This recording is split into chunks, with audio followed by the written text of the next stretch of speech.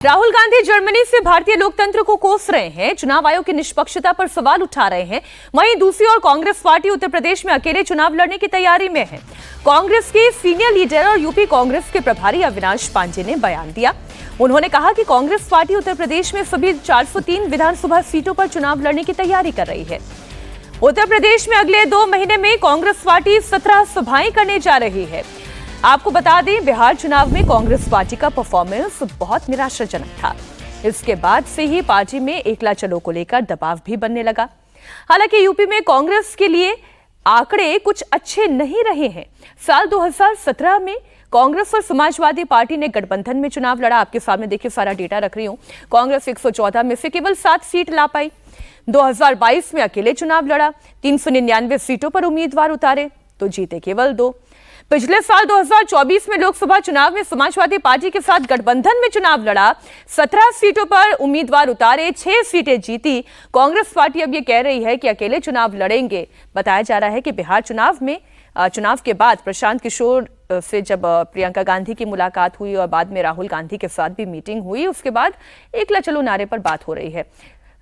इस पर एक quick reaction.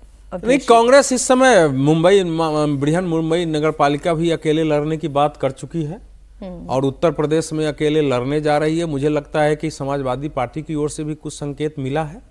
Rahul Gandhi INDI के नेता नहीं है। लोकसभा चुनाव में अगर उन्होंने क्यों नहीं सीट जीत ली, तो ये सब बातें आई है। और कांग्रेस बिहार में भी कांग्रेस के बारे में सुन रहा हूं कि एकला चले करने की कोशिश कर रही है। करनी चाहिए, क्योंकि वो तो नहीं करने से फायदा होगा या नुकसान? नहीं, देखिए ऐसा है कि कांग्रेस को तात्कालिक रूप से तो नुकसान ही होगा, क्योंकि तत्काल उनका नहीं, लेकिन कम से कम कांग्रेस की अगर पिछले मोटा मोटी 3 दशक में अगर उत्तर प्रदेश की सारी यूनिट समाप्त हो चुकी है, मैंने सारे प्रखंड में यूनिट तक नहीं है, जिला में बढ़िया से इकाई खड़ी नहीं हो पाई है, तो शायद कुछ हो जाए। हालांकि इस समय की प्रवृत्ति कांग्रेस के पक्ष के अनुकूल नहीं है। जो वर्तमान पॉलिटिक्स राहुल गांधी जी की है वो उसके अनुकूल नहीं है। बहुत छोटा सा देखिए, कांग्रेस की उत्तर प्रदेश में हालत खराब हुई 1996 के चुनाव में, जब BSP से गठबंधन किया और 300 सीटों से BSP को दी और 125 सीटें कांग्रेस लड़ी।